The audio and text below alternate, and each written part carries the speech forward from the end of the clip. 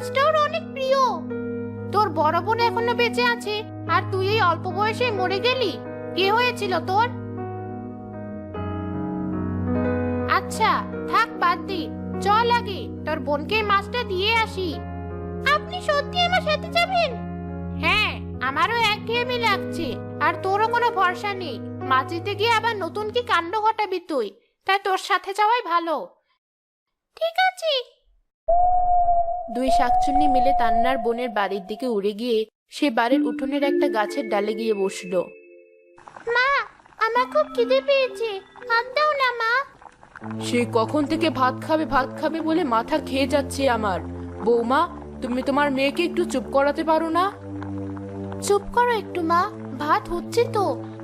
আজকে কোনো তরকারি রেঁধেছো মা, নাকি আবার ওই নুন আর আলু ভর্তা দিয়ে ভাত?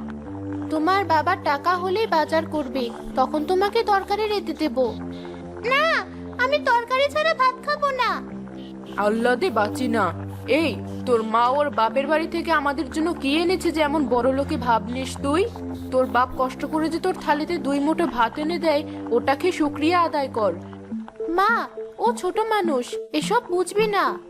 তা বুঝবে কেন? বুঝবি শুধু জেদ করা। অবশ্য আমি ভুল বলেছি। বাপের বাড়ি থেকে তো তুমি একটা জিনিস এনেছিলেই, আর সেটা হলো তোমার ছোট বোন। এত বছর আমাদের অন্ন ধ্বংস করে পোড়ামুখী এখন পরপারে। মা, আপনি আমাকে নিয়ে যা ইচ্ছে হয় বলুন, আমার বোনকে কিছু বলবেন না। 1000বার বলবো, কি করবে তুমি? ভাত হয়ে গেছে, আমার অনেক কাজ এখন। আপনার নাতনিকে ঘরে নিয়ে গেলাম খাওয়ানোর জন্য। আমারও কাজ আছে, আমি বাইরে গেলাম।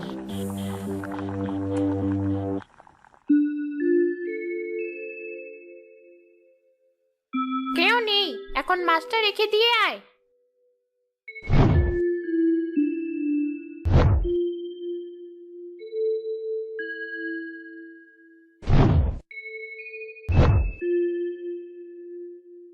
তোর কাহিনী কি বলতো, খুব শুনতে ইচ্ছে করছে। ছোটবেলায় আমার মা বাবাকে হারানোর পর বোন আমাকে তার অভাবের সংসারে নিয়ে আসে। এরপর থেকে শুরু হয় নানা কথা কাটাকাটি আর ঝামেলা।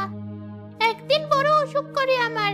টাকার অভাবে আমার চিকিৎসা করাতে পারে না আমার বোন, আর আমি মারা যাই। তা তুই শাকচুন্নি হলে কেন? আমার বোনকে এত কষ্টের মাঝে একা ফেলে রেখে যেতে মন চাইছিল না, তাই হয়তো। ও, মানুষ এমন কারণেও যে শাকচুন্নি হয় এই প্রথম শুনলাম। তবে তোর বোনকে সাহায্য করার একটা উপায় আমার জানা আছে। কি উপায়? তোর বোনের জামাই কি কাজ করে? তেমন কোনো কাজ করে না, একটা আবাদি জমি আছে, সেটাও অযত্নে ফেলে রেখেছে। বুঝেছি, কাজ করবে তাহলে জাদুটা। তুই নতুন শাকচুন্নি, তুই ভালো করতে পারবি জাদুটা। কিন্তু এর জন্য আগে তোর দুলাভাইকে কাজে পাঠানোর ব্যবস্থা করতে হবে। আর একটানা 10 দিন তোকে বড় মাছ খেতে হবে। 10 দিন? একদিনই তো খেতে পারি না। আমি আছি কিসের জন্য? আমি তোকে সাহায্য করব। আপনি আমার বোনের মতো কত ভালো আর দয়ালু। আপনি না থাকলে আমি এত কিছু চিন্তাও করতে পারতাম না। আমি আবার দয়ালু? কি যে বলিস! যাই হোক, যা করার দ্রুত করতে হবে আমাদের। আগে তোর দুলাভাইকে ঠিক করতে হবে।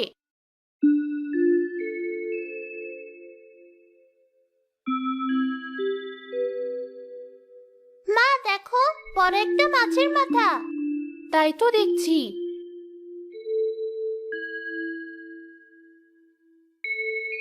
তুমি মাছের মাথাটা কোথা থেকে আনলি? আমি টাকা কোথায় পাবো মাছের মাথা আনার? এ তো দেখছি আমার প্রিয় মাছ। তান্না ছাড়া তো কেউ এই কথা জানে না। তাহলে কি তান্না রেখে গেছে এটা? অভাবে মানুষের স্বভাব নষ্ট হয়ে শুনেছিলাম, আর এদিকে তোমার পুরো মাথায় নষ্ট হয়ে গেছে দেখছি। মরা বন্যাকে মাছের মাথা রাখতে যাবে? এত চিন্তা বাদ দিয়ে মাছটা রাধো আগে। আপু, তুমি ঠিকই ভেবেছো। আমি গেলাম তোর দুলাভাইকে ঠিক করতে।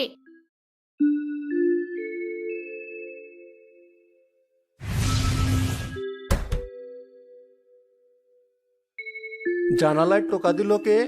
কই, কাউকে তো দেখছি না। আমাকে খোঁজার চেষ্টা করিস না। তোকে একটা গোপন কথা বলতে এসেছি আমি। আমার কথা মানলে অল্প কয়দিনে তোর অভাব দূর হয়ে যাবে।